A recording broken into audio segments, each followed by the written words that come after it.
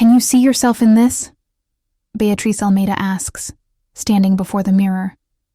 Ayo Mendonca's hands freeze mid-stitch on the ivory wedding dress draped across the client's body. The golden thread catches afternoon light streaming through Casa de Liña's paint-chipped windows. She watches Beatriz's reflection. Not the fabric, not the seams, but the woman's face crumpling into something Ayo recognizes too well. The shock of visibility. I didn't think... Beatriz's voice breaks.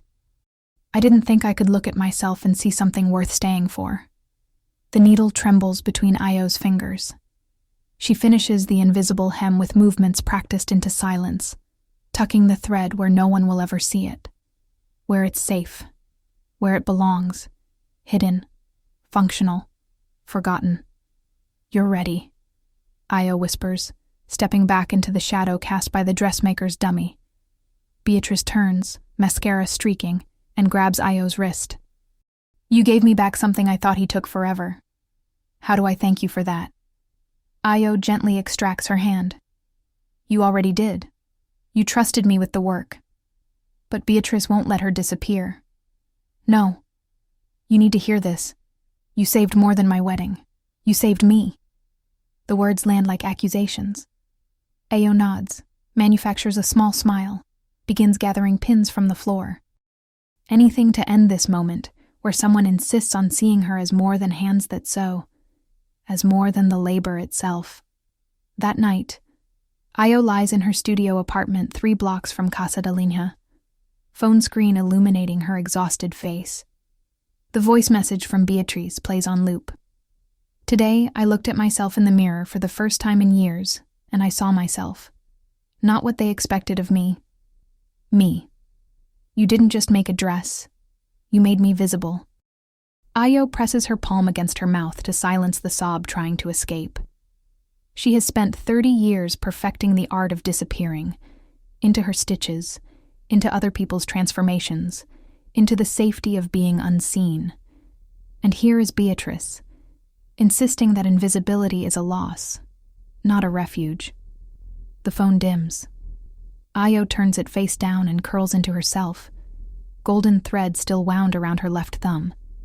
Cutting off circulation she doesn't notice until morning. The studio door opens the next day with a creak that makes Ayo look up from her workstation. A man stands silhouetted against morning light. Korean, early 30s, analog camera hanging from his neck like a priest's vestments. He holds a crumpled paper with Casa de Liña's address written in shaky Portuguese. I'm looking for the woman who sews stories, he says in accented English, eyes landing not on Ayo's face, but on her hands poised above a coat sleeve. Gian steps closer. Can I photograph your hands? Just your hands. I promise. You don't need to appear. For the first time in her life, someone asked permission to see the part of her she thought was invisible.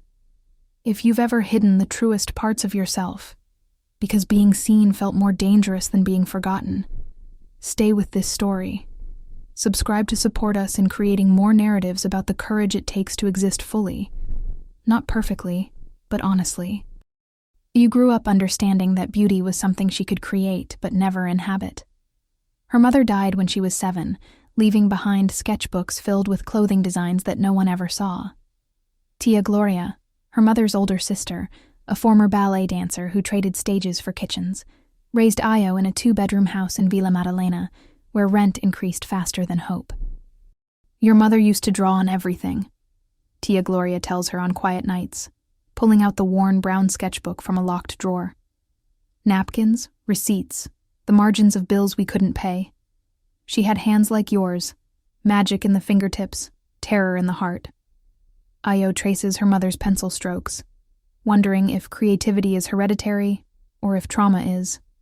At 15, she takes her first sewing class at a community center, funded by artists who refuse to let gentrification erase them. The instructor, Donna Cecilia, watches Ayo transform a simple pillowcase into something with structure and story.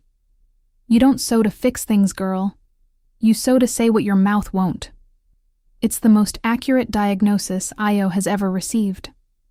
By 20, she's working at Casa de Liña, a collective studio where Black seamstresses, textile artists, and designers rent space by the hour. The building smells like fabric softener, coffee, and the particular hopefulness of women creating, despite a fashion industry that celebrates their labor while erasing their faces. Ayo keeps her head down, takes alterations, custom orders, wedding dresses for women who cry when they see themselves transformed. She never signs her work, never takes photos for social media, never, ever puts her face next to her creations. "You're good enough to have your own line," her studio mate Simone says one afternoon, watching Ayo hand-embroider a jacket collar with golden thread. "Why do you act like being seen would kill you?" "Because maybe it would," Ayo thinks but doesn't say. Because every time a Black woman steps into visibility, the world finds new ways to punish her for taking up space. Because her mother drew her dreams in secret and died with them unspoken. Because Ayo learned early that survival means making yourself small enough to fit into other people's comfort. She finishes the embroidery and hands the jacket to Simone. "I'm not trying to be famous. I'm trying to be good at what I do." "Those things aren't opposites," Simone counters. But in Ayo's experience, they absolutely are. Her apartment is a studio above a bakery that fills her dreams with the smell of pão de queijo. The walls are bare except for one framed photo of her mother.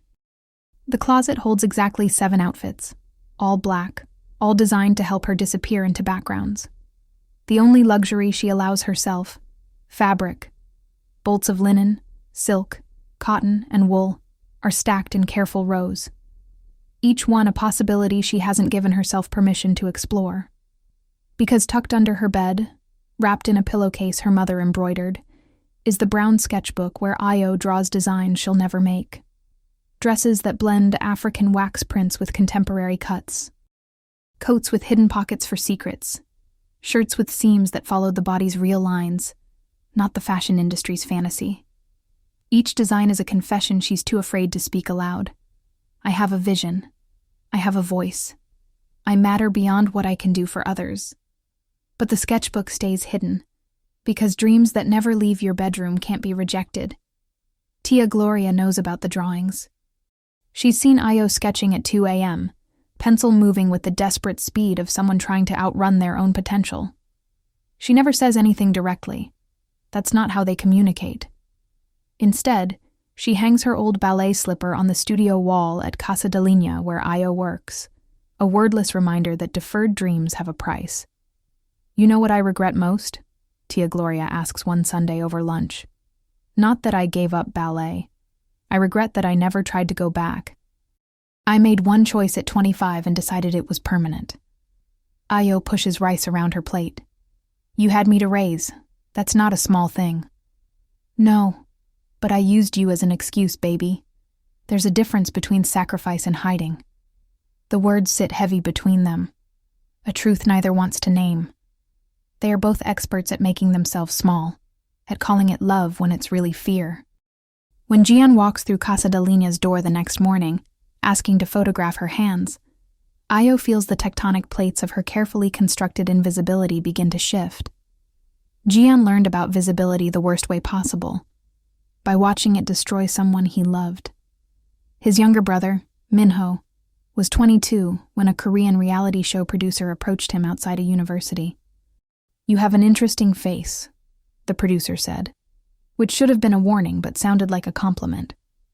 Raw, authentic, exactly what viewers want. Minho was a music composition student with social anxiety and a smile that took effort.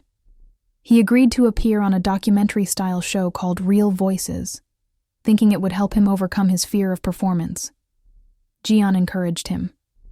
"It might be good for you. Controlled exposure." They edited Minho into a villain, took his nervous laughter and framed it as mockery. His quietness became coldness. His one moment of frustration, throwing a music stand after a difficult practice session, was replayed in slow motion with ominous music, turning a private moment of overwhelm into public evidence of instability. The cyberbullying started within hours of the episode airing. By the end of the week, Minho had deleted all his social media. By the end of the month, He'd stopped going to classes. 3 months later, Jian found him in his apartment, a bottle of pills on the nightstand, and a note that said simply, "I'm sorry I wasn't what they needed me to be." Jian carries his brother's ring on his own finger now, spins it when his hands need something to do besides shake. He quit his job as a commercial photographer and spent 2 years traveling, photographing people the world had trained itself not to see. Street vendors, elderly janitors, sex workers waiting for buses, children in neighborhoods, tourism guides warned against. He never asked them to perform, never directed them to look inspiring or resilient, or any of the other words people use to aestheticize suffering. He just waited until they forgot he was there, then captured the moment when their face showed the truth underneath. His exhibition, overlooked, gained attention in Seoul's art scene, not for the photography itself, but for the ethics. Each subject gave written consent. Each received copies of their photos and payment. Each one's story was told in their own words, recorded and transcribed, never edited for narrative convenience. Park Min-joon, a producer known for turning humanitarian content into profit, approached Jian with a proposal. Bring the exhibition to São Paulo, the city with one of the largest Korean populations outside Asia and one of the most visible Black populations in the Americas. Create a cross-cultural dialogue about invisibility. Get corporate sponsorship. Make it matter. I'm not interested in making content, Jian said. Then make art that reaches people, Min-joon countered. Isn't that better than art that sits in galleries where only the already converted see it? It was a good argument. Jian hated that it was a good argument.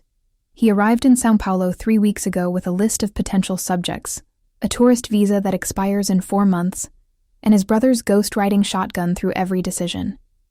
The city overwhelms him. Its size, its noise, its refusal to apologize for taking up space. Seoul taught him to bow, to soften his edges, to read 17 layers of meaning in silence.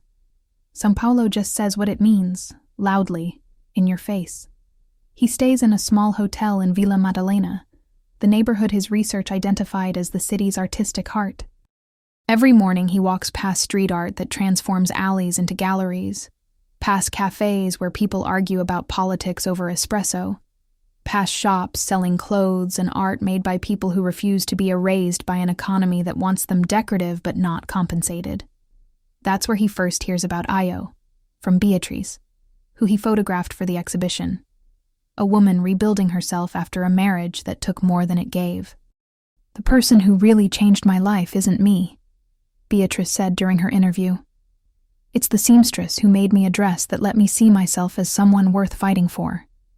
Can I meet her? Jian asked. Beatrice smiled sadly. You can try. But Ayo doesn't let herself be seen, which is exactly why Jian needs to find her. He believes, with the certainty of someone who learned it through grief, that the most important stories are the ones people are most afraid to tell. That visibility without consent is violence, but invisibility without choice is a different kind of death. That somewhere between exploitation and erasure, there's a third option where people get to decide how they're seen.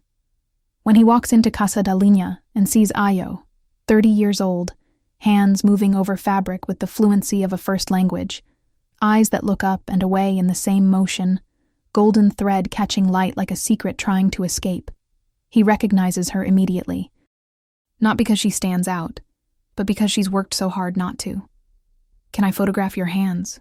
He asks, the first question that matters. Just your hands. I promise you don't need to appear. It's the permission he wishes someone had given his brother. You can be seen without performing. You can exist without becoming content. Ayo looks at him for 3 seconds that feel like 3 hours, then nods once. Jian exhales a breath he didn't know he was holding and thinks, this is where everything changes. The first photo session happens in silence, broken only by the click of Jian's camera and the ambient sounds of Casa da Linha, sewing machines humming, women laughing, fabric scissors making their decisive cuts. Ayo sits at her workstation, light from the window creating the exact contrast Jian needs. He doesn't direct her. doesn't tell her to position her hands or tilt them toward the light. He just watches as she does what she does. Pins a sleeve, threads a needle, guides fabric through measurements only her fingers understand. Through the viewfinder, Jian sees what he suspected. Ayo's hands tell a story her face refuses to. They move with confidence, precision, care. They hold tension and release it through craft. They create beauty without asking permission. After 40 minutes, he lowers the camera.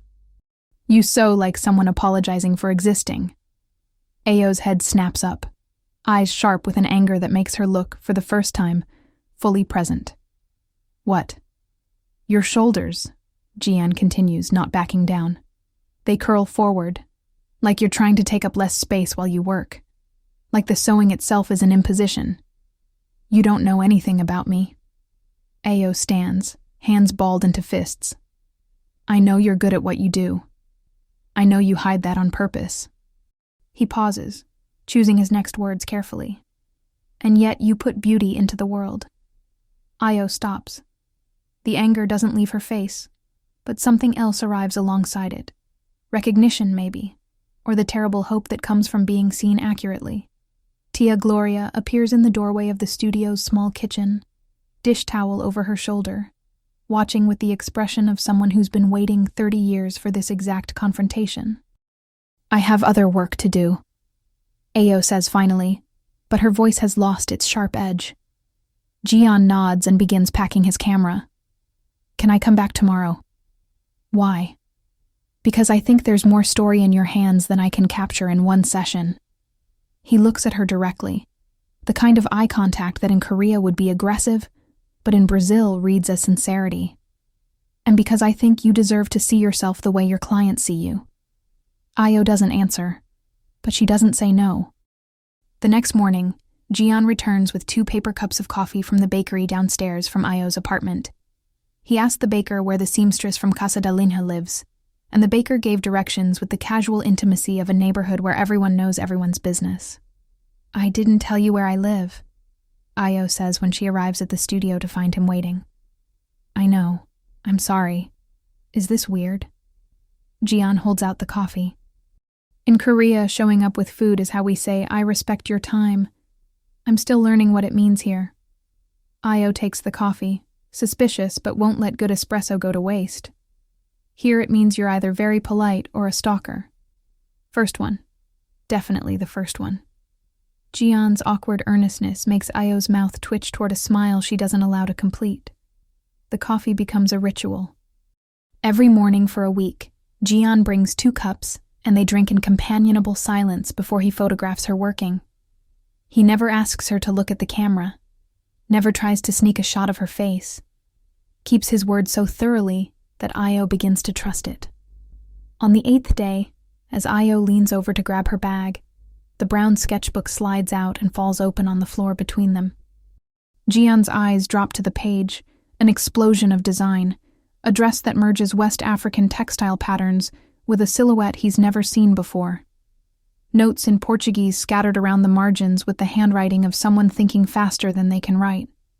Ayo lunges for the notebook, but Jian's already seen it. Seen the 3 other pages visible in the spread. Seen the talent that confirms what he suspected. "You're not just a seamstress." His voice carries awe, not accusation. "Give it back." Ayo's hand is outstretched, shaking. Jian closes the notebook and hands it over carefully, like it's something sacred. "How many designs do you have in there?" "It doesn't matter." "Ayo, how many?" 73. The number escapes before she can stop it. 73 designs I'll never make because I'm not, because the industry doesn't, because... Her voice breaks. "Because you're afraid." Jian finishes gently. "Not of failure, of being visible." Ayo clutches the sketchbook to her chest. "You don't understand what it's like. To be a black woman in a fashion world that wants my aesthetic but not my face. That will take my designs and put them on white models and call it inspired by. You get to choose visibility because the world doesn't punish you for existing." The words hit Jian like a physical blow, because they're not entirely wrong. "You're right. he says quietly. I have privileges you don't. My brother didn't. He was queer and sensitive, and the world destroyed him for it. That doesn't make our experiences the same, but it means I understand why you hide. Ayo's breath comes hard and fast. Then why are you asking me not to? Because hiding didn't save him. It just made him die alone. Jian's voice cracks on the last word. I'm not asking you to be fearless, Ayo. I'm asking, what if the thing you're most afraid of is also the thing you most need? Before Ayo can answer, before she can tell him to leave or stay, or any of the 100 things colliding in her throat, she runs. Out of Casa de Linha, down the street, past the bakery and the mural of a woman with flowers in her hair, until her lungs scream and her legs give out on a bench 3 blocks away. Jian doesn't follow, but his voice echoes. Why do you hide from being a giant? Because giants, Ayo thinks, get slain. Ayo doesn't return to Casa de Linha for 3 days. She texts Simone that she's sick, responds to client messages with one-word answers, lies in bed staring at the water stain on her ceiling that looks like a hand reaching for something just out of frame. The sketchbook sits on her nightstand, closed but radiating accusation. Tia Gloria doesn't call or text. She shows up on day 4 with a container of moqueca and the key Ayo gave her for emergencies. This counts, she says, letting herself in. You hiding from your own life always counts. I'm not hiding. I'm thinking. Same thing in your case, baby. Tia Gloria sets the food on the small table, pulls out 2 forks, sits down with the posture of someone who danced for decades and never forgot how to command a stage. That photographer came by the studio looking for you. Ayo's heart does something arrhythmic. What did you tell him? That you need time. That you're not used to people seeing you. Tia Gloria opens the container, steam rising with the smell of coconut milk and palm oil. I also told him he was right. Right about what? That you're afraid of being a giant. Her aunt's eyes are gentle but unrelenting. Your mother had that same fear. You know what she told me before she died? Ayo shakes her head, not trusting her voice. She said, make sure Ayo doesn't make herself small to fit into other people's comfort. Make sure she knows she's allowed to take up space. I promised her. And then I watched you spend 30 years doing exactly what she was afraid of. Tia Gloria reaches across the table, takes Ayo's hand. I failed her.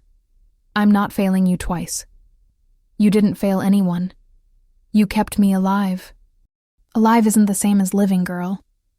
The truth of it sits between them like a third person at the table. Ayo eats because Tia Gloria won't leave until she does. But the food tastes like grief. What if I show them the designs and they say I'm not good enough? Ayo finally asks. What if you show them and they say you are? Tia Gloria counters. Which one scares you more? The answer should be obvious. But Ayo knows, with the certainty that lives in her bones, that success might terrify her more than failure, because failure lets you stay hidden. Success demands you remain visible even when visibility feels like drowning. She returns to Casa de Linha on day 5. Jian is there, camera on the table, drinking coffee he brought for 2. I'm sorry, Ayo says from the doorway. For what? For running. For being complicated. Jian shakes his head. You're not complicated. The world that made you afraid is complicated. You're just trying to survive it. Something in Ayo's chest cracks open. Not breaking, but blooming. They spend that session differently. Jian shows her the photos from their first week. Black and white images of her hands in motion, golden thread catching light, the physical poetry of her craft translated into visual language that makes her work look like what it is. Art. Is that really how you see it? Ayo asks, voice small. That's how it actually looks. You just don't let yourself see it. He opens his laptop, shows her the preliminary layout for the exhibition. Photos of other subjects, Beatrice, a street vendor, an elderly man who plays saxophone in the metro, each image paired with audio recordings of their stories told in their own words. This is the project?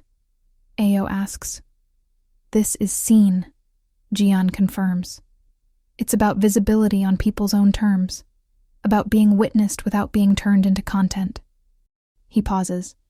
I want you in it. Not just your hands. You. I can't. Okay. Jian closes the laptop. Then I'll keep photographing your hands, and maybe one day you'll be ready for more. The lack of pressure is what undoes her. Ao sits down, pulls out her sketchbook, and opens it fully for the first time in front of another person. Jian doesn't grab it, doesn't flip through the pages like they're his to consume.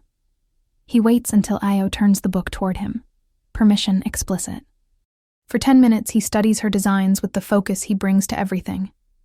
Then he looks up and says simply, "These need to exist in the world. They're just drawings. No, they're a vision only you have, which means keeping them hidden is a theft, from yourself and everyone who would see themselves in your work." Ao laughs, but it sounds like crying. You talk like visibility is salvation. I talk like invisibility killed my brother, Jian replies. So yeah, maybe I overcompensate. But Ao, I've photographed a lot of people, and I can tell when someone's good. You're not good. You're extraordinary. The only person who doesn't know that is you.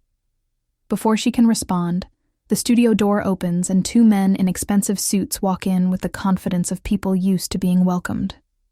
"Seo Jian?" the older one asks in Korean. Jian stands, body language shifting into something formal.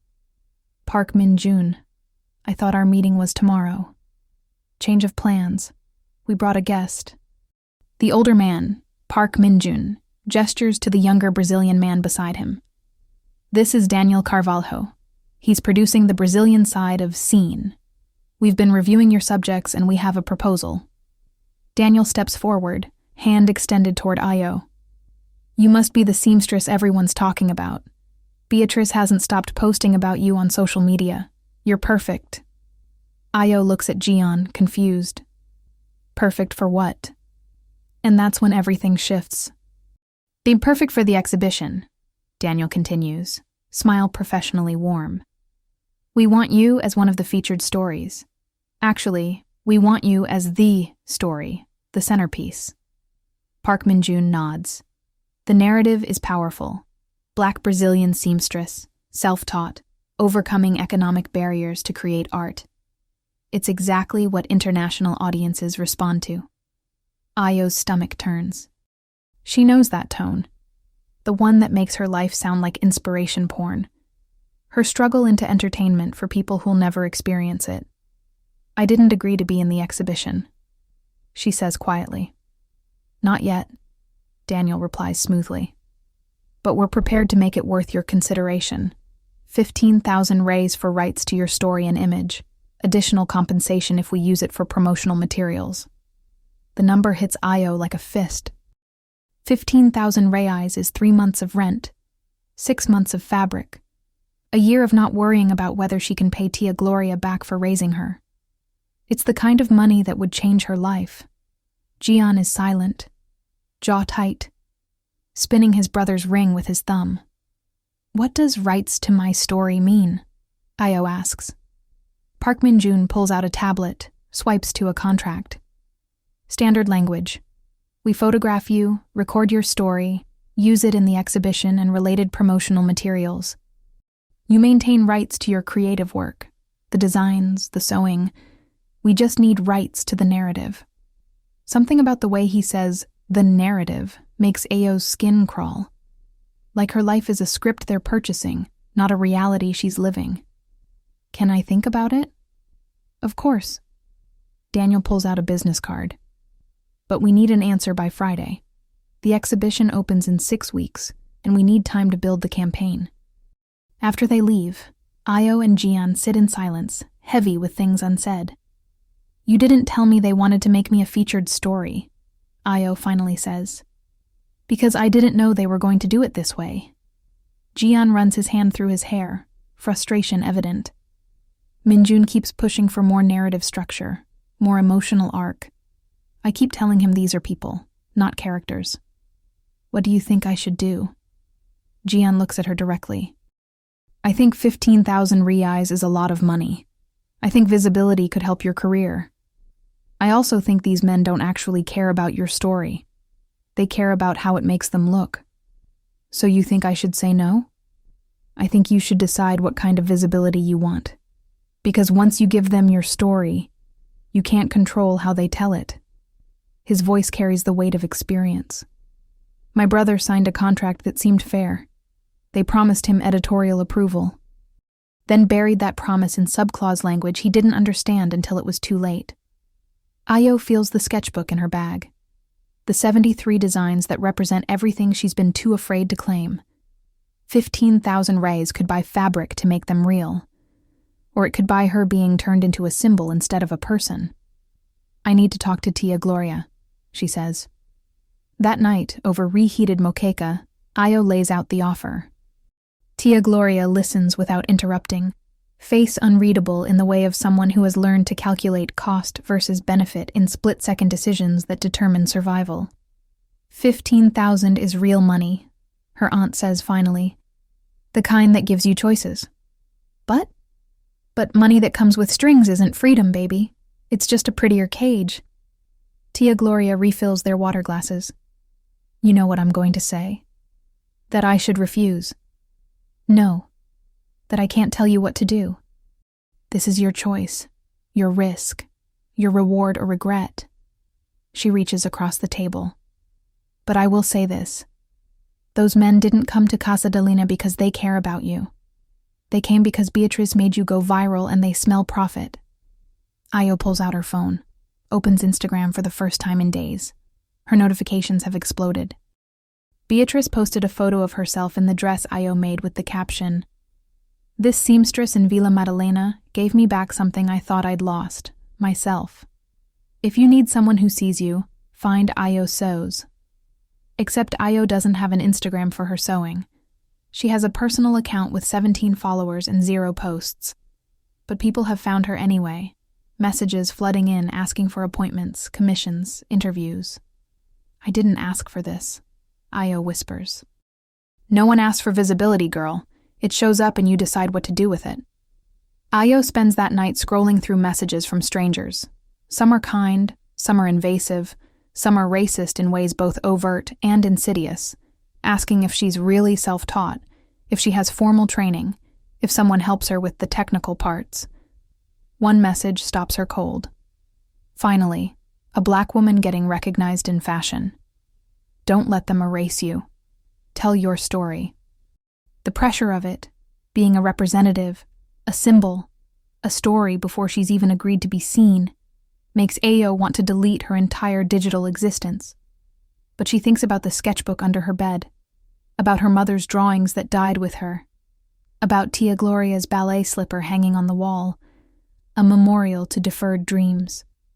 She thinks about Jian asking, "Why do you hide from being a giant?" And she thinks, for the first time, what if I didn't? Friday comes. Ayo walks into the meeting with Daniel and Park Min-jun in a cafe chosen for its neutrality, far from Casa de Lina, full of people who don't know her. I'll do it, she says. On conditions. Daniel smiles. We're listening. I write my own narrative, not a script you give me. My words, my truth. Park Min-jun exchanges a glance with Daniel. We need some editorial oversight to ensure cohesion. My words or no deal. Ayo interrupts. And I want Jian to be the only photographer. No one else touches my story. That's already the plan, Daniel says smoothly. And I want 20,000. The number surprises even Ayo. But she remembers Tia Gloria saying, if you're going to sell something precious, make them pay what it's worth. Daniel and Park Min-jun confer in rapid Korean. Finally, Park Min-jun nods. 20,000. But we need full promotional rights, social media, press, potential streaming interest. Streaming? Ayo's stomach drops. If the exhibition does well, there are platforms interested in a documentary series about the project. Nothing confirmed, just options. Daniel slides the revised contract across the table. Ayo reads it 3 times, looking for the trap. The language seems clear. She provides her story, they use it for the exhibition and related materials. She gets paid in 2 installments. She maintains creative ownership of her designs. There's a clause about good faith participation in promotional activities that makes her nervous, but Daniel assures her it just means being available for opening night photos and maybe 1 press interview. She signs. 20,000 Ries gets deposited into her account that afternoon. Io stares at the number on her phone screen, more money than she's ever had at one time. Enough to pay Tia Gloria back, enough to buy fabric for at least 20 of her designs. Enough to feel like maybe visibility won't kill her. Jian texts her that night. "Are you okay with what you signed?" Ao types and deletes 17 responses before settling on, "I guess we'll find out." His response comes immediately. "I'll make sure they tell your story right. I promise." It's a promise Io desperately wants to believe. But promises, she's learned, are easy to make and expensive to keep. The photography sessions change after the contract is signed. Daniel shows up to the first one with a shot list, specific angles, expressions, moments he wants captured. We need her looking contemplative while sewing, smiling at a client, holding fabric up to the light with this sense of wonder. Jian's jaw tightens. "That's not how I work." "It's how exhibitions work. We're telling a story. Stories need structure. Stories need truth," Jian counters. Ao watches this fight happen over her, about her, without her. It's a familiar feeling, being the subject of discussion rather than a participant in it. She clears her throat. "What if we compromise?" Both men turn to her. Jian photographs the way he wants. Then we look at what he captured and see if it tells the story you need. If it doesn't, we reshoot. But we start with authenticity. Daniel considers this, nods slowly. "Okay, but if we don't get usable content, we do it my way." It's not a perfect solution. But it's agency, which is more than Io usually allows herself. The session begins with Jian photographing Io at work. Not performing work, actually doing it. A client has come in for a dress alteration. Io pins, marks, discusses. Jian circles them like a satellite, capturing moments. Io's concentration, her hands explaining a seam, the client's face when she sees herself in the mirror. Then he does something unexpected. "Can I photograph you with your sketchbook?" Io freezes. "That wasn't part of the contract." "I know. I'm asking anyway." Daniel perks up.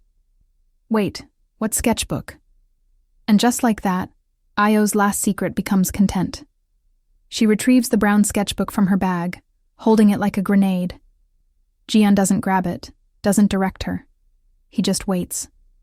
Io sits at her workstation, sketchbook in lap, and opens it to a random page. A coat design that merges Korean hanbok lines with Brazilian street style. Something that exists only in her imagination, and now, terrifyingly, in front of witnesses. Jian photographs her hands on the page, her face in profile, eyes on the design. The angle of light through the window catching the golden thread she always keeps wrapped around her left wrist like a talisman.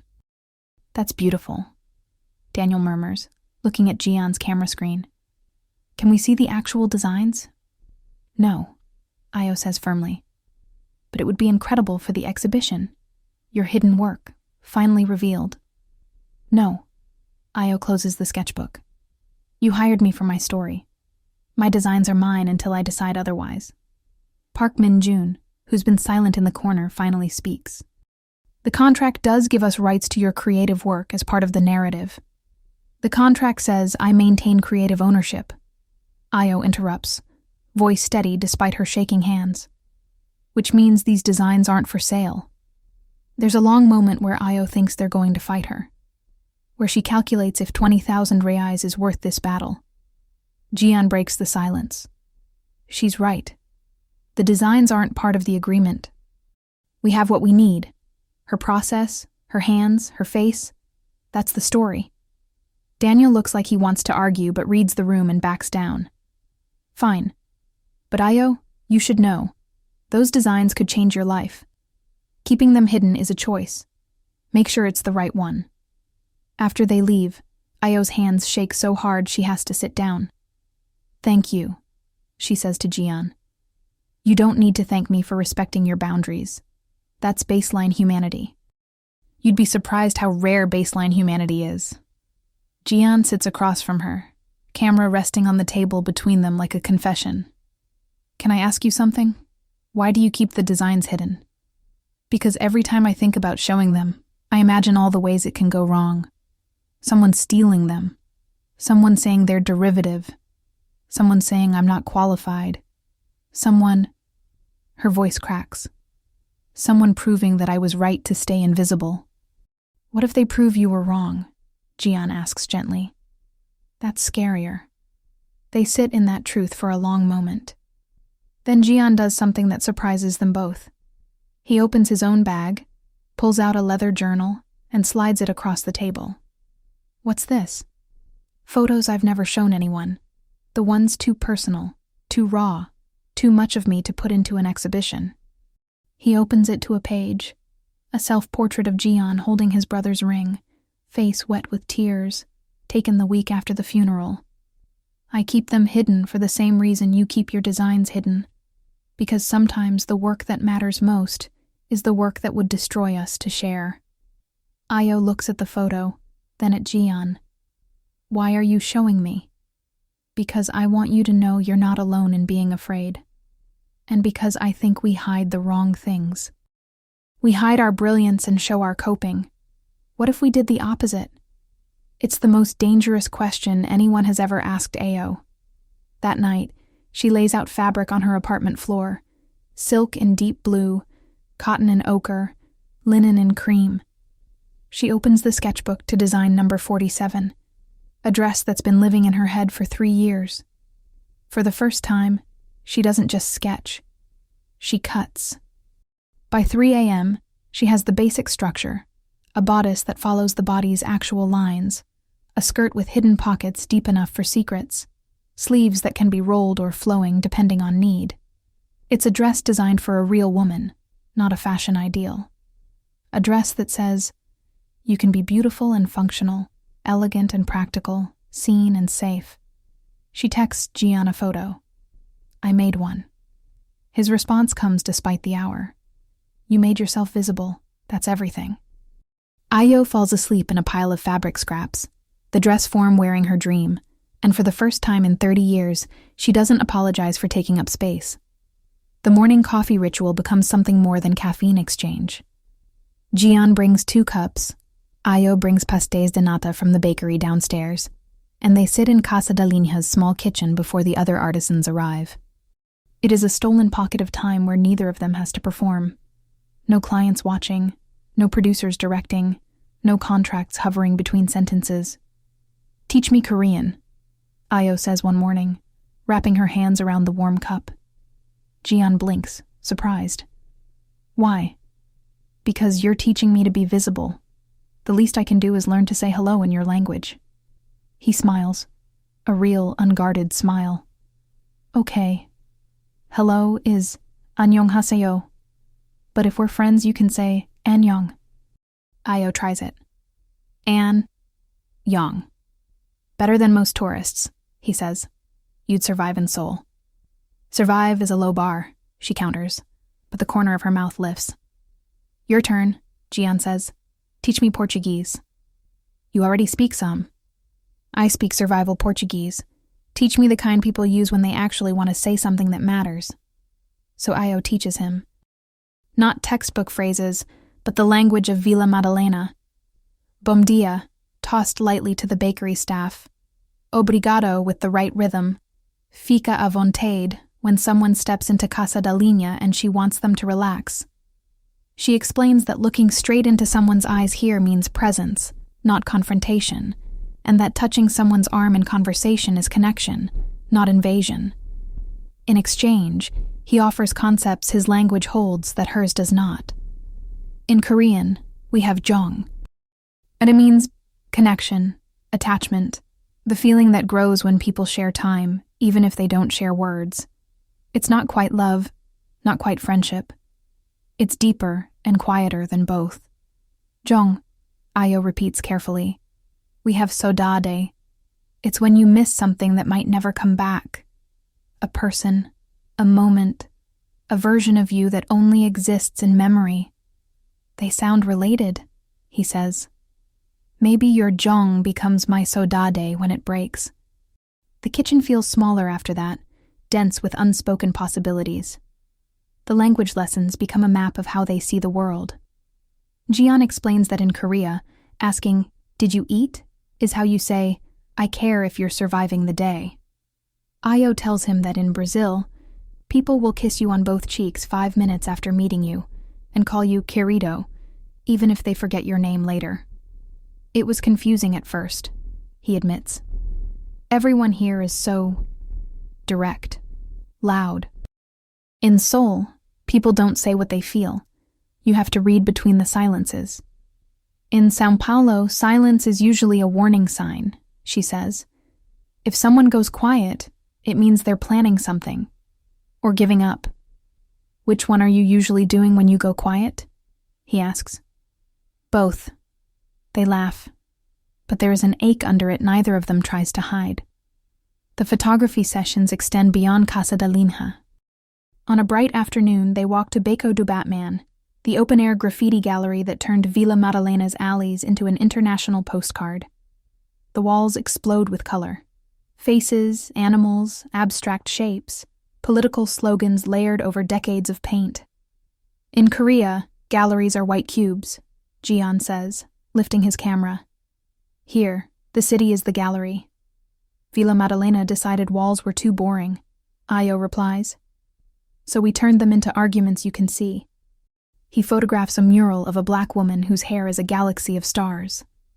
Ayo stands beneath it, looking up, unaware that her posture mirrors the painted figures.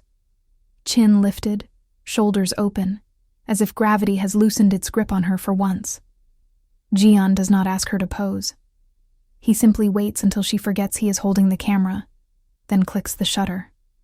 The image that appears on his screen startles even him. He turns the camera so she can see. This is you. Ayo looks at the photo for a long time. At herself standing under a painted woman who could be an ancestor or a future version of her. At the way the golden thread she tied around her wrist glints in the sunlight, connecting her visually to the galaxy in the mural. I look. She searches for the word. Not small. You look like you belong in the same frame as that wall, he says. Like the city would be missing something if you weren't there. Don't romanticize me. I'm not. I'm documenting what is. She hands the camera back. Delete it. No. Her head snaps toward him. It's my face. My choice. And I'm respecting your choice. I won't use this without your consent. But I'm not deleting it. Even if no one ever sees it, you should know it exists. She doesn't argue, which is its own kind of surrender. Back at Casa da Linha, the days settle into a rhythm of creation and confession. Between shots, they talk, not in grand monologues, but in fragments that, stitched together, begin to resemble trust. Ayo speaks of the first time she realized her body was being evaluated before her work. The way a boutique owner looked past her to ask for the person in charge, assuming the black woman at the sewing machine couldn't possibly be the designer. The humiliation of stepping into a high-end fabric store and being followed by security, as if thread could be stolen with a glance. Jian speaks of Seoul apartments stacked on top of each other and the way loneliness echoes in high-rises. Of Bom Retiro, São Paulo's Koreatown, where he spent weekends watching elderly Korean women run grocery stores that smelled like kimchi and laundry detergent, creating their own hybrid world between two cultures that never fully claimed them. Do you ever feel like you're two people? Ayo asks one evening, packing up her things. The one the world sees, and the one who watches everything from a step back. All the time, he says. In Korea, I'm the one who broke the unspoken rule by airing grief in public through my work. Here, I'm the foreigner with a camera, and people assume I'm hunting for exotic shots. Both versions make me want to disappear. So why don't you? Because disappearing is what killed my brother, he answers simply. He was visible in the wrong way. I promised myself if I ever had power over how someone is seen, I would use it to give them choices I didn't know how to give him. Io looks at the scar above his eyebrow, at the ring he keeps spinning, at the exhaustion in his posture he tries to hide. You're allowed to forgive yourself someday, you know? Who says I haven't? Your eyes. He swallows hard. What about you? Who are you forgiving by hiding?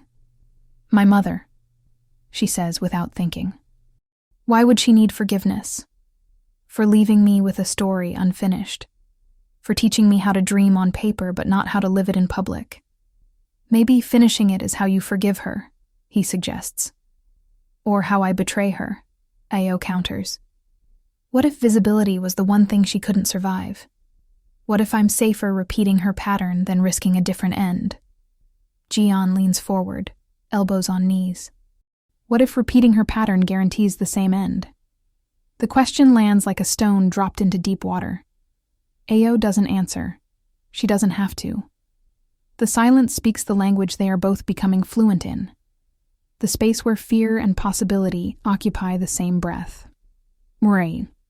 The contract that became a prison. The first time Io reads the contract properly is not when she signs it, but when the consequences show up. It happens after a long day of shooting. She is exhausted, skin buzzing from hours of being witnessed. Daniel sent a car to take her home, a luxury she's never had. She sits on her couch, pulls her laptop onto her knees, and opens the PDF she had skimmed through with adrenaline-blurred vision weeks before. At first, nothing jumps out. The clauses look exactly as Daniel and Park Min-joon explained. Rights to use her story in the exhibition and related promotional materials, payment schedule, cancellation penalties, confidentiality terms. Then she sees it. Clause 17.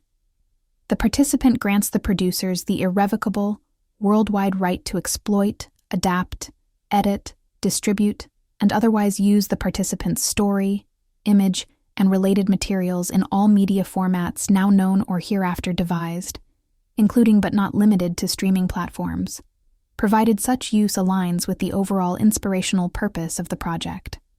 She reads it again, and again. Inspirational purpose. She hears Daniel's voice. International audiences respond to overcoming narratives. She sees Park Min-joon's expression when he mentioned streaming. She remembers how quickly they agreed to her fee once she asked for more. The next morning, she storms into Casa de Linea, contract printed, paper trembling in her hand.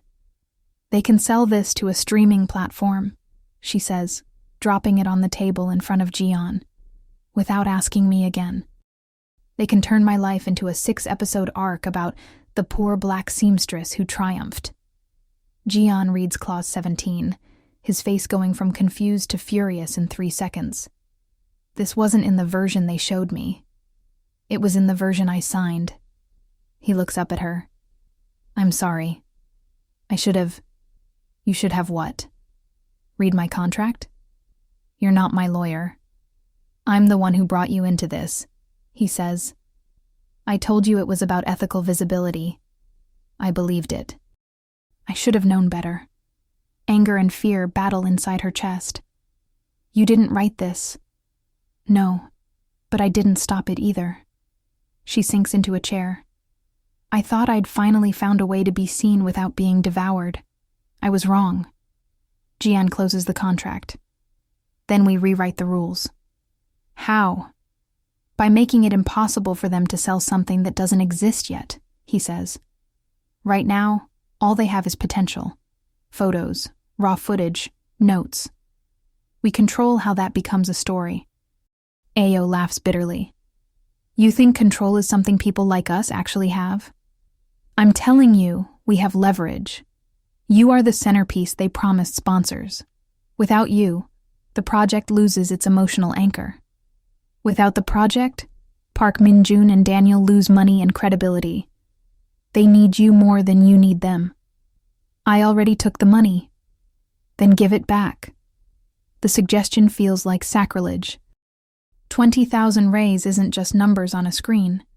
It is fabric already bought, rent already paid, debts already reduced. It is the first tangible proof that her talent has financial value. I can't, she whispers. Then we find another way, he says, though his eyes betray how little he believes his own words. They are still sitting in that stalemate when Beatrice bursts through the door, phone in hand, face pale beneath her makeup. You saw it? She asks. Saw what? Ayo's stomach clenches. Beatrice thrusts the phone between them. On the screen is an Instagram post from the official account of Scene, a cross-cultural exhibition. A photo of Ayo adjusting a wedding dress, taken from behind, but clearly her. The caption reads, "From the favelas of São Paulo to international galleries, Ayo Mendonça proves that talent and resilience can overcome any barrier. Born into poverty, she stitched her way to the top. Soon, the world will meet the woman who sews hope into every seam." Hashtag overcoming, inspired by her. From nothing to everything. Ayo's hands go cold. I never said I was born in a favela. You weren't, Beatrice says. You grew up in a small house in Vila Madalena before it got expensive. That's not the same thing. I never said I stitched my way to the top. I'm not at the top of anything. I'm still renting a small space, still hustling for clients, still worrying about money. The world doesn't like complicated realities, Gian says quietly. It likes clear arcs, from nothing to everything, from invisible to spotlight, from broken to healed.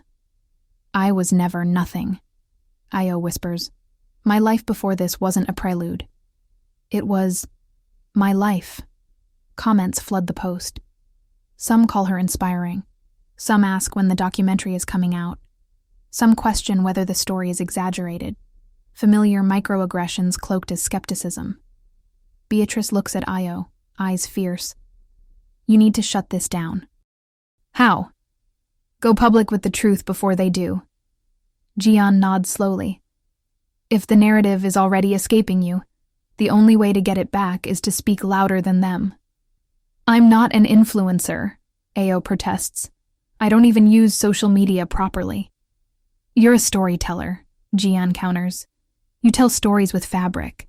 This is just a different medium. Her heart pounds so hard she can hear it in her ears. Visibility was supposed to be a door she chose to open. Instead, it feels like a window someone climbed through while she was sleeping. Give me an hour, she says finally. Then come back. They leave her alone in the studio. Ayo sits at her workstation, phone on the table, golden thread wrapped tight around her fingers. She opens a new Instagram account, Ayo the Real Way. Her fingers hover over the keyboard. She thinks of her mother drawing in secret, of Tia Gloria's ballet slipper gathering dust, of Gian's brother signing a contract he didn't fully understand, of herself at 7, learning that being quiet was safer than being right. Then, with hands that have stitched thousands of invisible hems, she makes a different kind of seam. She writes, My name is Ayo Mendonça. I am not from nothing. I am from a house full of women who sacrificed their dreams so I could have mine. I did not stitch my way to the top. I am still on the floor of my small studio, fighting to pay rent. I am not your overcoming narrative. I am a Black Brazilian seamstress and textile artist. I sew clothes for women who are tired of performing strength just to be allowed to exist. If you're going to tell my story, tell it all. Tell them about the racist comments, the sleepless nights, the fear of being seen and the fear of disappearing. Tell them I signed a contract that gave producers the right to turn my life into content. But I am still here, claiming the right to say what is true about me. She attaches a photo, not from any official shoot, but one Gian took when she wasn't paying attention. Ayo at her table, head bent over a design, golden thread between her fingers, no smile, no performance, just work. She posts it. For 5 minutes, nothing happens. Then Beatriz shares it. Simone shares it. Casa da Linha shares it. The post begins to move, Not with the viral explosion of spectacle, but with the steady momentum of recognition. Women tagging each other, saying this and us, and finally, someone said it. Within an hour, Monayo, the real way, is trending. Rain on the terrace and forbidden confessions. Repeated. The official crisis meeting happens in a glass-walled conference room in a co-working space overlooking Avenida Paulista, all steel and light and ergonomic chairs. Ayo feels like an intruder in her thrifted black blazer and jeans. The only visible sign of her work, the golden thread bracelet on her wrist. Daniel scrolls through his tablet, jaw clenched. You ambushed us. I corrected you. Ayo replies. You told my story wrong. You should have come to us first, Park Minjun says. We could have adjusted the messaging. I did come to you, she counters. I asked what streaming meant. You said options. The post said from the favelas to the top. I never said that. You exaggerated my poverty. You erased my community. You took my life and made it your marketing strategy. This is how international storytelling works, Daniel insists. Simplify the arc. Focus on universal feelings. My feelings are not universal, Ayo says. They're specific, to race, to class, to geography. You can't flatten that without lying. Jian, sitting beside her, finally speaks. Her post is doing well, better than the official campaign. Exactly, Park says. Better in the wrong way. You're turning this into a political statement. Sponsors signed up for inspiration, not critique. Inspiration without truth is propaganda, Jian replies, voice steady. Park spins his university ring, a tell Ayo has come to recognize. The exhibition cannot become an indictment of the industry that funds it. Then the industry shouldn't behave in ways that deserve indictment, she says before she can stop herself. Daniel leans back, evaluating her with new eyes. You weren't this direct in our first meeting. I was afraid of losing the opportunity in our first meeting. Now I understand that if the opportunity requires me to vanish inside a narrative you control, it's not an opportunity. It's a sale. Silence falls. Park's gaze hardens. The contract is signed. The marketing is in motion. We have sponsors, venues, potential buyers. If you withdraw now, you owe us the entire advance plus a penalty. I know, Ayo says quietly. I read Clause 19. But if we continue like this, you risk alienating the audience, Daniel says. People don't want complexity. They want hope. Then give them hopeful complexity, she counters. Let them see a black woman who is not grateful for crumbs. Let them see a story that doesn't end with, and then everything was perfect. Park looks at Jian. Control your subject. Jian straightens. Ayo is not my subject. She's my collaborator. If you can't see that, you don't understand the project. You work for us, Park reminds him. We brought you here. We funded this. And I gave you my brother's story as the foundation for your idea of ethical storytelling, Jian says, voice shaking for the first time. You used his death to sell your pitch to sponsors. Don't talk to me about who owes whom. The air in the room shifts. There is no going back from this. We're done for today, Park says, standing. You both need to decide if you're artists or activists. The exhibition can't survive if you're trying to be both. After they leave, Ayo and Jian sit in the empty conference room, the city's pulse visible through the floor-to-ceiling windows. You didn't have to defend me, she says finally. Yes, he replies. I did. You could lose everything. The exhibition. Future work. I already lost my brother, he says quietly. There is not a single career consequence that scares me more than repeating the same mistakes that killed him. He looks at her. Are you afraid? Terrified. Do you regret posting? She thinks of the flood of messages. The women saying, "Thank you for saying this out loud." The young black girl who sent a voice note. I didn't know we were allowed to be angry about how they tell our stories. No, Ayo says. I regret signing the contract. I don't regret telling the truth. Rain begins to patter against the glass, the sudden São Paulo storm turning the city into a blur of light and motion. Come with me, Gian says abruptly. Where? Somewhere that isn't made of glass and lies. They end up on the terrace of Casa da Linha that evening, the city below them glittering under the rain. The studio's corrugated metal roof amplifies the sound into a roar. They stand under a small awning, close enough that Io can smell his soap, feel the tiny vibrations of his breath when he laughs without meaning to. Tell me about him, she says over the storm. Your brother. Gian hasn't talked about Minho in this much detail with anyone outside Korea. But the words come easier in Portuguese, in this city that doesn't know his history. He wanted to compose film scores, Gian begins. He said it was the only way to make people listen to music without faces. He hated cameras. They made him feel invaded. I convinced him the reality show would help him get over that. I told him visibility was necessary, that you can't change anything from the shadows. Io listens, rainwater misting her hairline. They made him the villain. He cried when the first episode aired.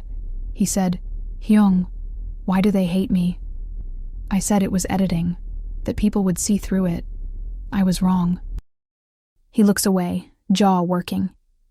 After he died, I wanted to smash every camera I owned. I felt like I had aimed a weapon at my own brother and pulled the trigger. You didn't kill him, Io says softly. I opened the door, he counters. I told him visibility was salvation. I never taught him how to say no. Io reaches out without thinking, placing her hand over his on the railing. His skin is cool from the rain, the ring under her palm a small, solid circle. You can't control how the world responds, she says. You can only control how you show up inside it. I'm trying, he whispers. You are doing more than trying. You brought your guilt here and turned it into intention. He looks at her hand over his, then at her. Why did you sign the contract if it scared you so much?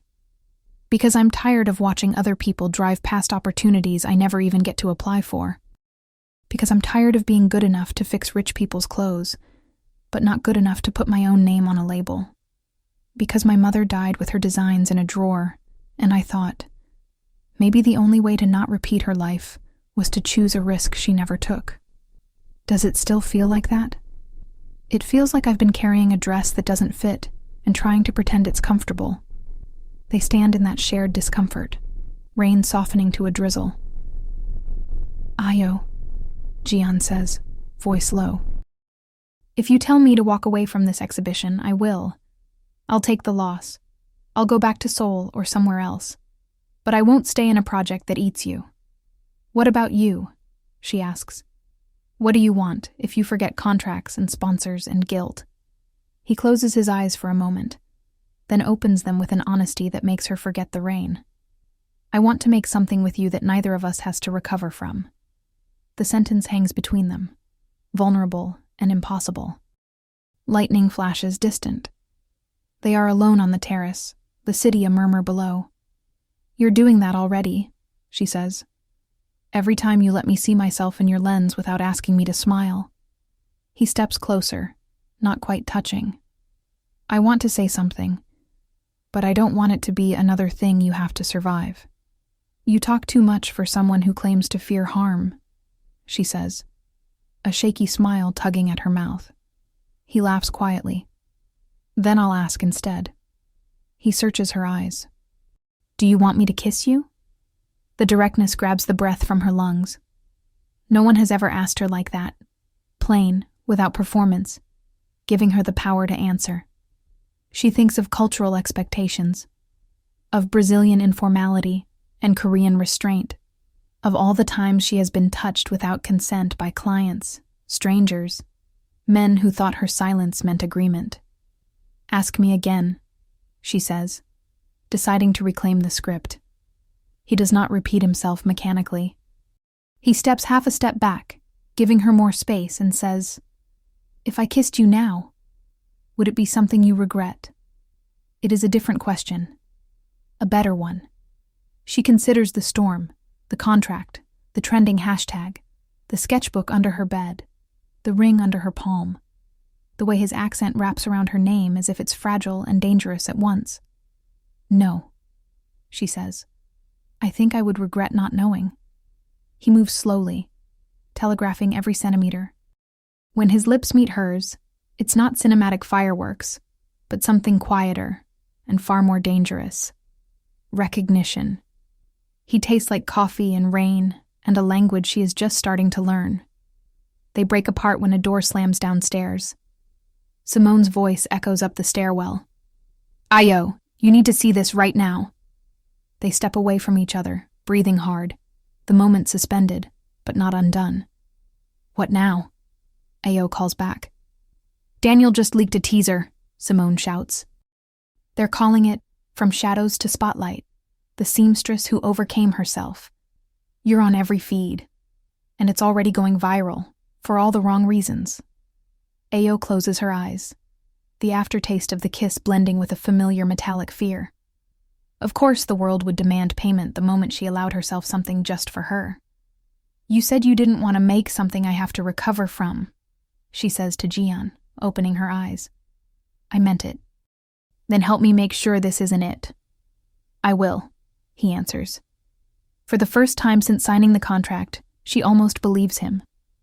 The brother he couldn't save, repeated. The teaser spreads faster than the official campaign ever did. Clips of Ayo laughing with clients, walking through Biko de Batman, threading her needle, all cut together with swelling music and a voiceover that does not belong to her. She thought she could spend her life hiding in the shadows of her small studio in São Paulo, but fate had other plans. They use words she never said, phrases that feel like theft. She was born with nothing. She never believed she was beautiful. One exhibition will change everything. Comments flood in. Some call her inspirational. Some accuse the producers of exploitation. Some debate whether representation is progress or performance. Jian watches the teaser alone in his hotel room, laptop open on his knees, his brother's ring burning a circle into his skin. It's not the first time he's seen someone he cares about turned into a narrative without consent. But this time, he has more power than he did with Minho. He also has more to lose. Park's earlier warning rings in his ears. Decide if you're an artist or an activist. The exhibition can't survive if you're trying to be both. What Park doesn't understand is that for Jian, the separation isn't theoretical. It is life and death. He opens a folder on his laptop labeled Minho. Inside are videos he never released, clips of his brother laughing in their kitchen, playing piano with his eyes closed, talking about music in the language of obsession and joy. In one, recorded just after he signed the reality show contract, Minho says, "Maybe this is how I get them to listen.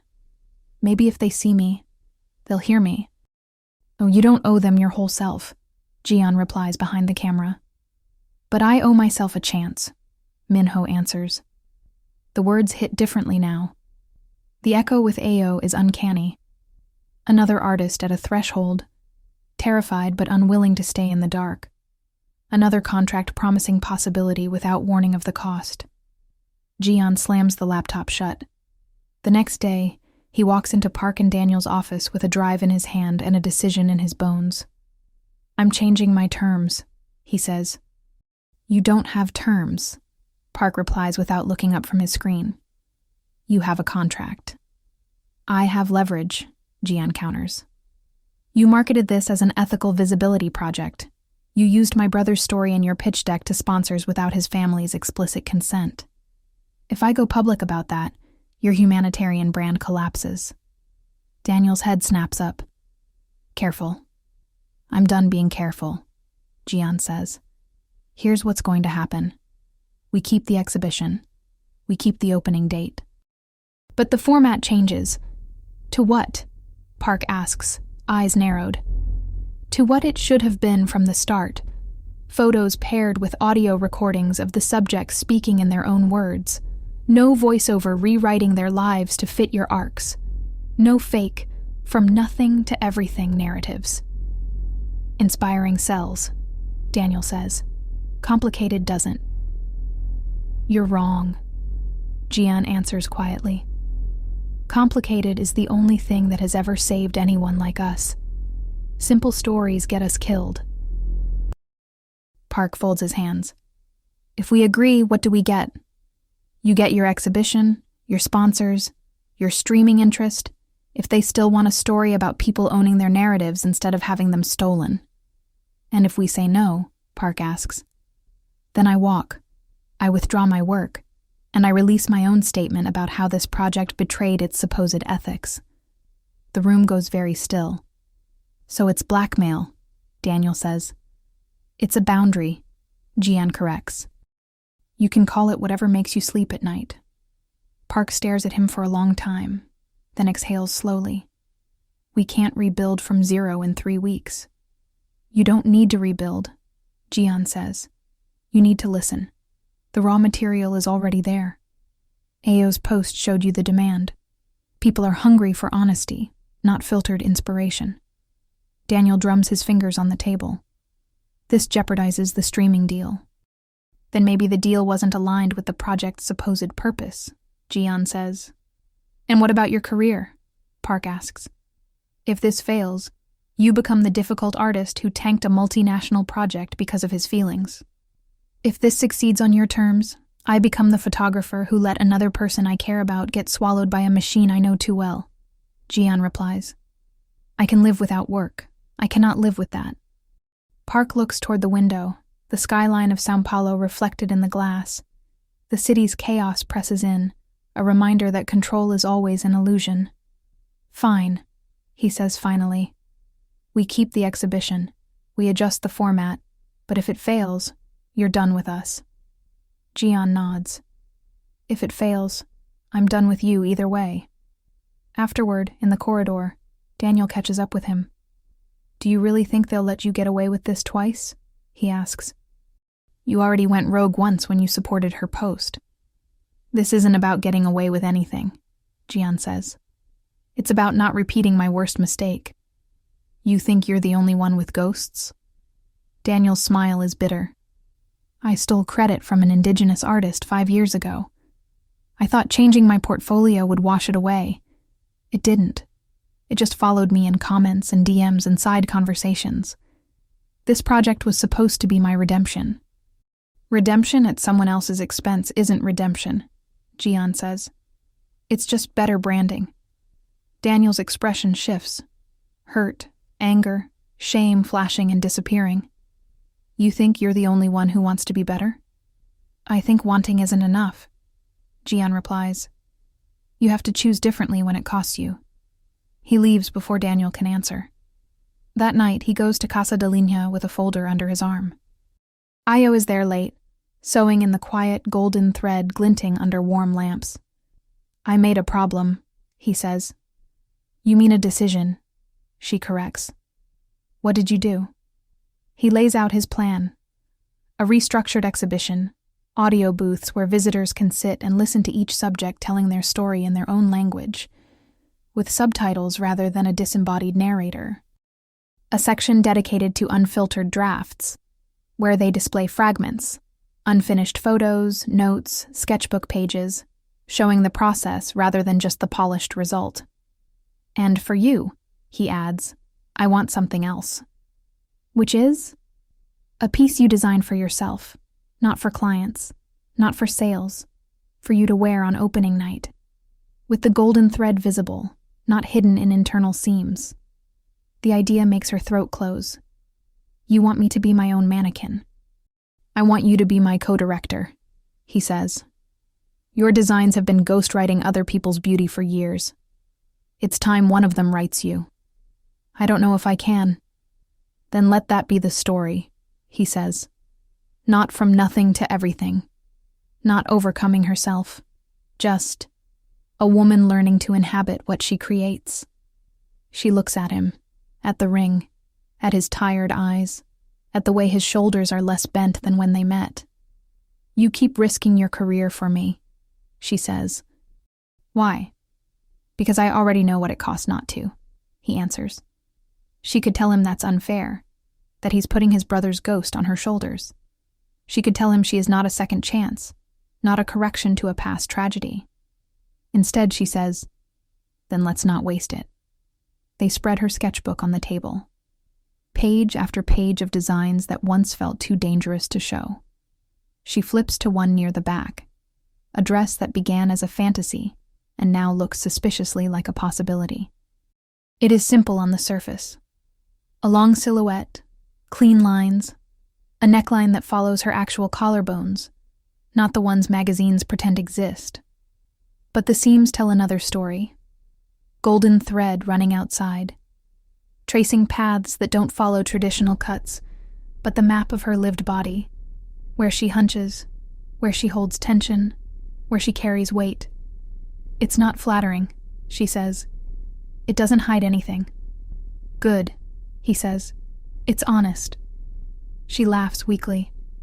Honest is terrifying. Honest is the only thing we haven't tried yet. They work through the night, she cutting and sewing, he recording audio clips of her talking about each design and what held her back from making it before. He doesn't frame it as confession, just as documentation, the real work behind the visible work. At 4 a.m., the dress is mostly finished. Ao stands in front of the cracked mirror in the corner of the studio, wearing something she drew years ago and didn't believe she'd ever touch.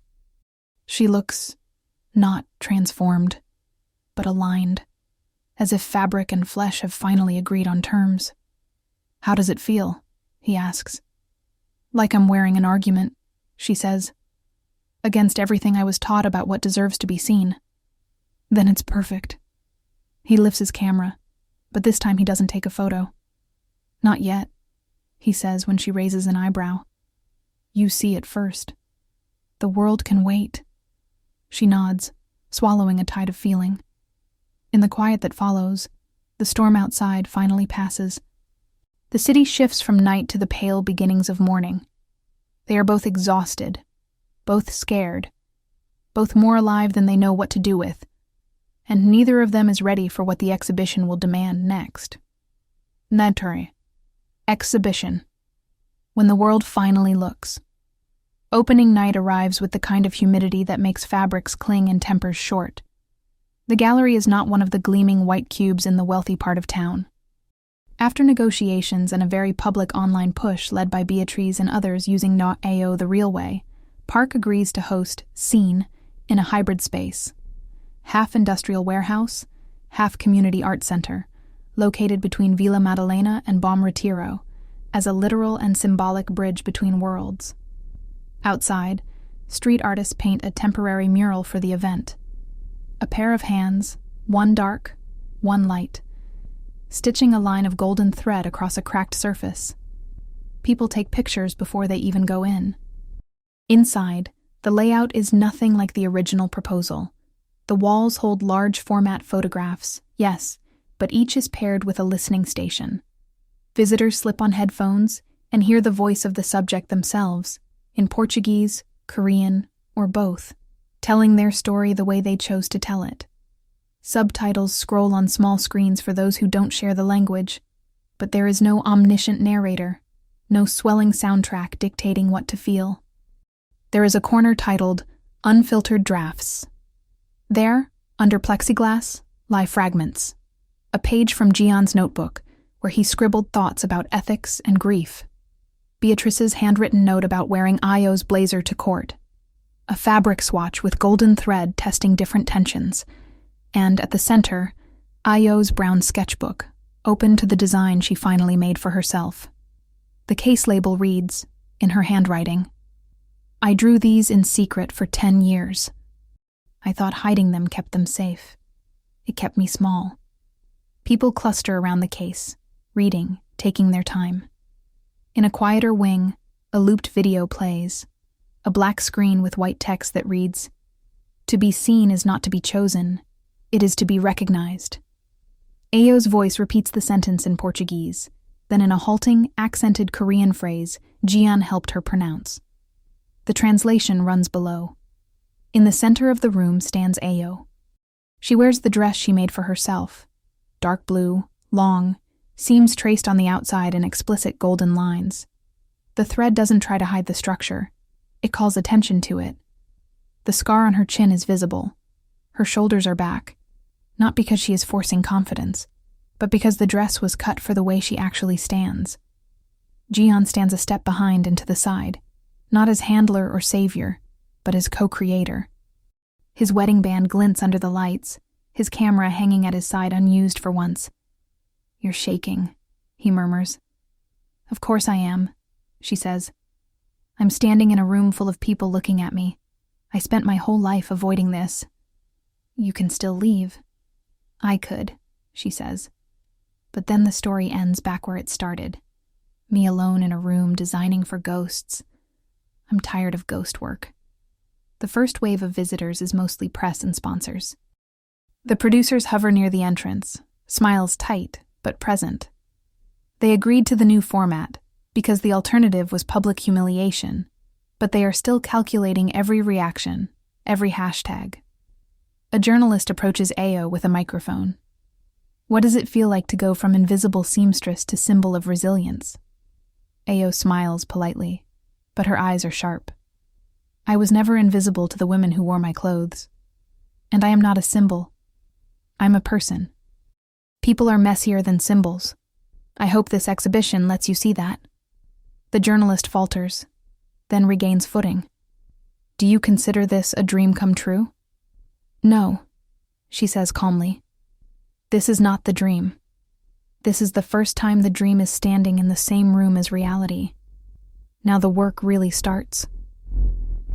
Beatrice arrives in a coral blazer Io tailored, posture taller than when they met. She hugs Io with the easy intimacy of someone who has shared both tears and invoices. You look like yourself, Beatrice says, eyes bright. That's the point. You know girls are out there wearing your story like armor tonight, right? Beatrice adds. Not the version they tried to sell. The version you posted. Io swallows hard. Good. They deserve better armor than I had. Near the back wall, a small cluster forms in front of a set of photos labeled Minho Unreleased. There is no sensationalism, just a quiet series of images of a young Korean man, laughing, composing, existing in private spaces. The audio is a recording of Minho playing piano, layered under a brief message from Jian in Korean, with Portuguese subtitles explaining why these images were never shown before and why they are now. Not to exploit his brother anew, but to return his humanity in a project that profited from his pain. People listen. Some cry. No one takes selfies in that corner. At some point, Io loses track of time. Conversations overlap. Portuguese, Korean, English, the universal language of people reacting to themselves reflected back in unexpected ways. Then it happens. A girl of about 12, dark skin, hair in 2 puffs, stands in front of Io's main portrait, the one Jian took the day she wore her dress for the first time. In it, she is not smiling. She is simply looking at the camera. Seams of golden thread visible. Scar on her chin, a small comma in the sentence of her face. The girl tugs at her mother's sleeve. Is she real? She whispers, but the room is quiet enough that the question carries. Io steps closer before the mother can answer. Yes, she says, her voice steady.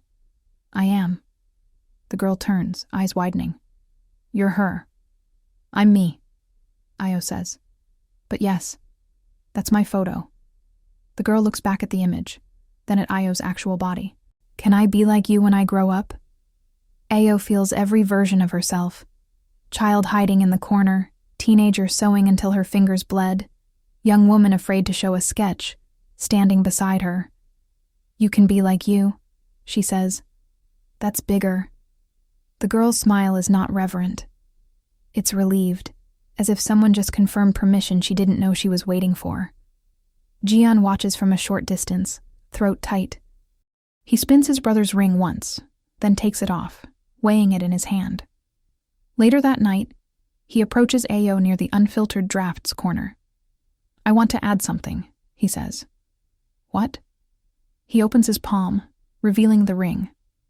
I planned to bury this with him. I kept it instead. Let it be the weight that reminded me not to mess up again. but I think I've been using it as punishment more than promise. He sets the ring next to the photo of Minho's hands on the piano keys, inside the case. Then he writes on a small label card, "My brother trusted a machine that ate him alive. I spent years photographing other people's survival instead of my own grief. This ring is not my guilt anymore. It's my commitment to never separate art from responsibility again." He slides the card into place. "You sure?" Io asks, voice soft. "I'm not sure of anything," he says. "But I know I want the next person who walks in here with a heavy object in their pocket to see that you can put some of it down." They stand together, looking at the ring under glass. For a moment, the exhibition stops being about sponsors and critics and streaming options. It is just a room where people have placed their most fragile things out, where others can see and hopefully handle them with care. Being seen is not being chosen. It is being recognized, repeated. 6 months later, Casa de Linea looks different and exactly the same. The walls are still chipped, the machines still hum, the kettle in the kitchen still whistles wrong. But there is a new sign by the door. Unfiltered stories, training and studio, handwritten by Io and mounted on reclaimed wood. The name is simple, but the shift it represents is not. Casa de Linea is no longer just where clothes are mended. It is where narratives are restitched on people's own terms. The exhibition did not become a 6-episode streaming phenomenon. After the format change and the refusal to tidy the narratives into convenient arcs, the platform backed out. Park lost investors. Daniel lost the glossy redemption arc he wanted. Their names still circulate in certain rooms, but not as visionaries, more as cautionary tales of what happens when you underestimate the people you try to curate. What Io and Jian gained instead is harder to sell and impossible to spin. Trust. Clips from the exhibition, short segments of real voices talking about fear and joy without background music, circulated online. Not in explosive virality, but in steady waves, shared in WhatsApp groups, sent in DMs with messages like, "This made me think of you," played on phones in lunchrooms and bus stops. Community centers requested smaller versions of the show. Schools asked if they could borrow the unfiltered drafts concept for student projects. People wrote to Ao and Jian, not for autographs, but to ask how to tell their own stories without giving them away. They built an answer. Unfiltered Stories began as a series of informal Saturday workshops in a corner of Casa de Linea. Now, it is a 3-day cycle every month, listening, making, choosing. On listening day, nothing is recorded. People gather around the long table with coffee and pão de queijo and share what they think their story is, what they've been told it should be, where those two things do and don't match. Tia Gloria leads this day because she has decades of practice hearing what people mean beneath what they say. Your story is not a resume, she tells them. It's not your worst moment either. It's everything in between. Don't try to make it pretty. Try to make it honest. On Making Day, Jian teaches practical tools: how to use a phone as a recorder, how to frame a shot so the subject is centered without being trapped, how to think about who might listen, and how that changes what you say. Ayo moves between tables, helping people choose objects that root their stories: a uniform, a letter, a family recipe, a piece of fabric. On Choosing Day, nothing goes online unless the maker says yes. Some decide to keep their audio or photos private, as letters to the future. Others choose small circles, family, a neighborhood WhatsApp group. A few decide to submit their pieces to local cultural platforms or small online exhibitions. Old me would have pushed for public, Jian admits during one session. Now I think the bravest choice is the one that actually takes care of you, not the one that looks bold from the outside. Word spreads, not in headlines, but in conversations. There's this place in Villa Madalena, people say. You go there, and they help you tell your story without stealing it. One Tuesday afternoon, the studio is gently chaotic. A man in his 40s is carefully photographing the worn steering wheel cover from his taxi, golden thread tracing the places his hands most often rest. A retiree records an audio about the first time she voted, her voice shaking but determined. A young woman in a supermarket uniform practices saying her own name into the microphone without apologizing afterward. At one table, Ayo sits with a girl around 14 who has brought her school backpack. "It's not special," the girl says, embarrassed. "It's just a bag." "Is it?" Ayo asks. "Or is it the thing that carried you through things other people didn't see?" They unpack the backpack's history together. The day it tore and she mended it herself. The notebook inside where she writes lyrics she doesn't show her family. The bus ticket stubs stuffed in pockets from early morning rides across town. By the time they're done, the backpack is no longer just anything. It's a witness. Across the room, Jian adjusts a cheap light reflector made from cardboard and foil. He's working with a delivery driver who wants to take a photo of his helmet and raincoat, so my kids know this is what I wore to keep us fed. "You don't need to smile if you don't want to," Jian says. "You can look however you actually feel about it today." The man thinks, then looks straight into the camera, not triumphant, not defeated, just present. Later, when they play his recorded voice over the image, he says, "I used to think no one needed to know I was tired. Now I think maybe I needed to know." In the late afternoon, when the last participant leaves, Casa de Linha exhales. Tia Gloria sits by the window, mending a skirt for herself for once. The old ballet slipper still hangs on the wall, but now it has company. Beside it, in a simple frame, is the first page of Ayo's sketchbook and a small plaque. She spent 10 years hiding these pages. The day she showed them to someone else, she did not become fearless. She became honest. Underneath, in smaller letters, "Honesty hurts. That's how you know you're alive." "Do you ever miss when it was just me, you, and a mountain of alterations?" Ayo asks, dropping into the chair opposite her aunt. "Sometimes," Tia Gloria says. "Then I see someone walk out of here 2 centimeters taller than they walked in, and I think, let the hems wait. This is more urgent. You were the one who told me to stay safe," Ayo teases. "I was the one who knew how to survive," her aunt corrects. "You were the one who figured out how to live." In the back room, Jian is labeling new audio files in careful handwriting. He has a work visa pinned to the corkboard, already softened at the edges. Seoul is no longer an escape hatch. It is one of several places that feel like home. Ayo leans in the doorway. "How many stories this month?" she asks. 37 recorded, he says. 22 people decided to share beyond this room. 15 kept theirs just for themselves. She smiles. "You okay with that ratio, Mr. Visibility is Salvation?" He smirks. "Current me thinks salvation is overrated. Recognition is enough." She steps closer, eyes dropping to his bare right ring finger. "Do you ever reach for it and forget it's not there?" she asks. "Every day," he says. "But now when my hand goes there, I think, oh right, it's not only mine to carry anymore." They stand there for a moment, the quiet between them comfortable and earned.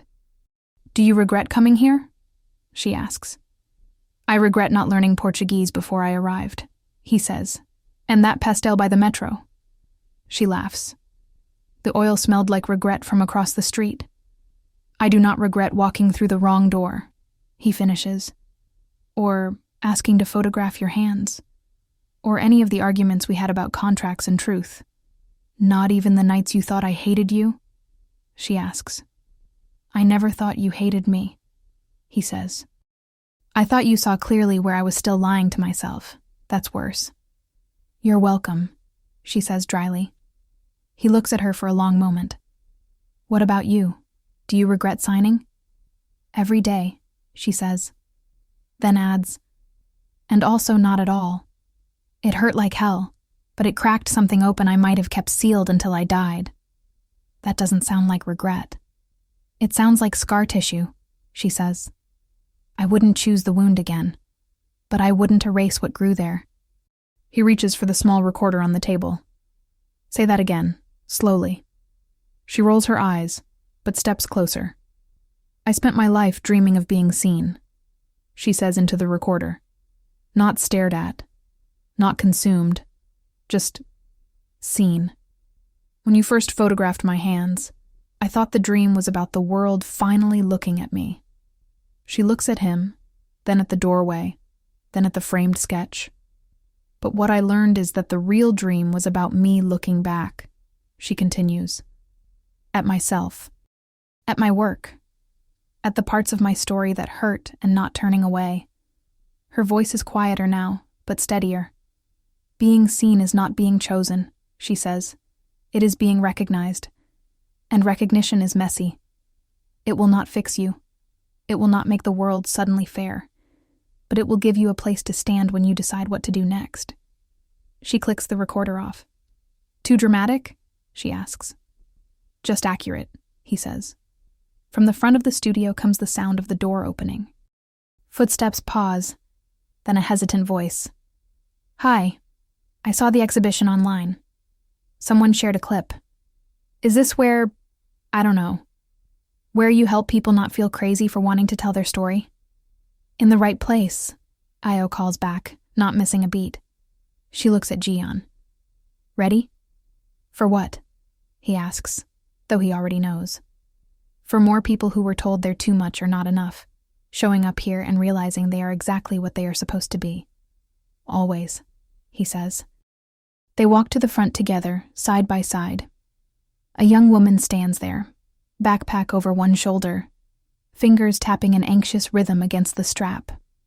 She looks from Ao to the sewing machines, to the sign, to the wall with the ballet slipper and the framed sketch.